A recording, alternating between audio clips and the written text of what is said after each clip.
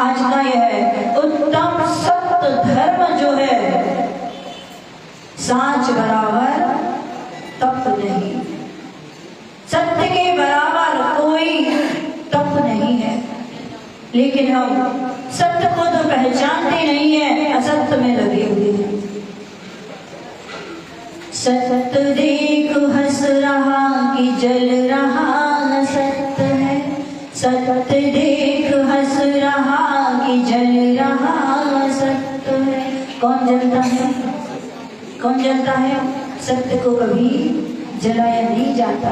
जब भी जलता है असत्य जलता है। ये शरीर जो है ये असत्य है और आत्मा है जो सत्य है। आत्मा को कभी कोई जला नहीं सकता, आत्मा को कोई पानी में डुबो नहीं सकता, आत्मा को कोई पहाड़ से गिरा नहीं सकता। कौन गिरता है?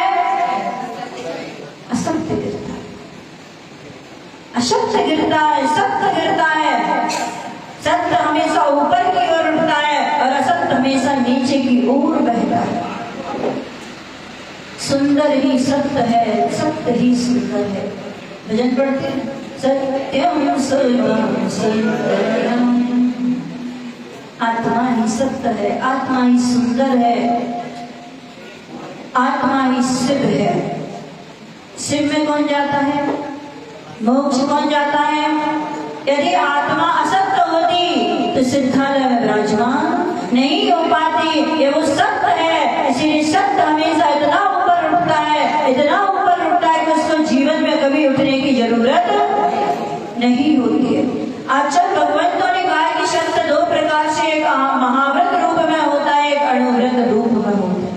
महाव्रत रूप में पिछीधारी निर्व्रत महाव्रतियों का होता है, जिनका पूर्ण रूप से झूठ बोलने का त्याग होता है, उनका सत्य महाव्रत होता है। और श्रावक का कौन सा होता है? सत्य अणुव्रत। आपके लिए भगवान ने छूट दी है, कितनी दी है?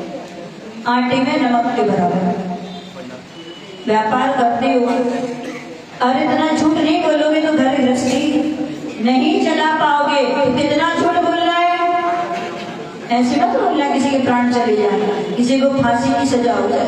तो ऐसा सत्य भी झूठ की कोटि में आता है, जिससे किसी की संकलेश परिणाम हो जाए, किसी के लिए दंड मिले, किसी के लिए फांसी की सजा हो जाए। तो ऐसा सत्य भी यदि हम बोलते हैं तो वह सत्य की कोटि में ही आता है।